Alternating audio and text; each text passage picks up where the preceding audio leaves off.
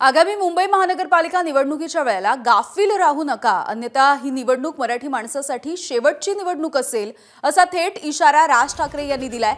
मुंबईतल्या परळ इथे आयोजित केलेल्या मनसेच्या कोकण महोत्सवामध्ये राज ठाकरे यांनी हे वक्तव्य केलं। या कोकण महोत्सवाला ठाकरेंच्या शिवसेनेचे खासदार अरविंद सावंत हे देखील उपस्थित होते।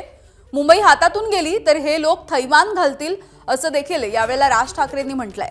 मतदार याद्यांच्या सोबतच मतदार खरे की खोटे यावरती देखील लक्ष ठेवा अशा सूचना राज ठाकरेंनी उपस्थितांना दिल्या होत्या।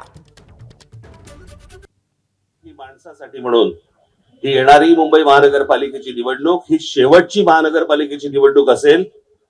जर आपण गाफील राहिलो तर हातातनं गेली म्हणून समजा, आणि त्याच्यानंतर जे थैमान सुरू होतील या लोकांचे ते मग ती कोणालाच आवरता येणार नाही।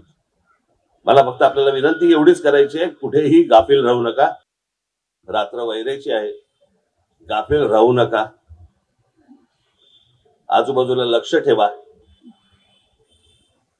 ज्या प्रकारचं आता राजकारण सुरू आहे आणि मुंबईवरती ज्या प्रकारचा डोळा आहे, ज्या प्रकारचं राजकारण आता ज्या प्रकारे हे मतदार याद्या आणि याच्यातलं जे सुरू आहे याच्यावरती लक्ष ठेवावं। आपल्या आजूबाजूला कोण मतदार खरे आहेत खोटे आहेत याच्यावर देखील तुमचं लक्ष असणं गरजेचं आहे, आवश्यक आहे। दरम्यान राज ठाकरेंच्या या वक्तव्यावरती महसूल मंत्री चंद्रशेखर बावनकुळे आणि भाजपचे मुंबईचे अध्यक्ष अमित साटम हे नेमकं काय म्हणतात आपण बघूया। इमोशनल वातावरण तयार करून मत घेण्याचा प्रयत्न आहे।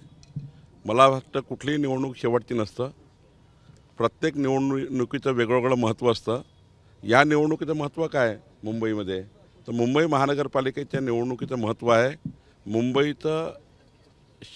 शहराला आंतरराष्ट्रीय लेवलचं डेव्हलपमेंट करणे। विकसित मुंबईचा आराखडा माननीय देवेंद्र फडणवीसजींनी तयार केला, त्या विकसित मुंबईच्या आराखड्याला मतं मिळणार आहे आणि त्यामुळं इमोशनल आता मतं मिळणार नाही। त्या ठिकाणी जात पंथ धर्माचं राजकारण करून मतं मिळणार नाही, तर विकसित मुंबईकरता मतं मिळतील असं मला वाटतं। मराठी माणूस जागाच आहे आणि मराठी माणूस खुश सुद्धा आहे। Metro, Atal Setu, coastal road, CCTV camera किंवा बीडीडी चाळीमध्ये राहणाऱ्या मराठी माणसाला 560 फुटाचं घर जे दिलं, त्यामुळे मराठी माणूस हा उत्साहामध्ये आहे, खुश आहे।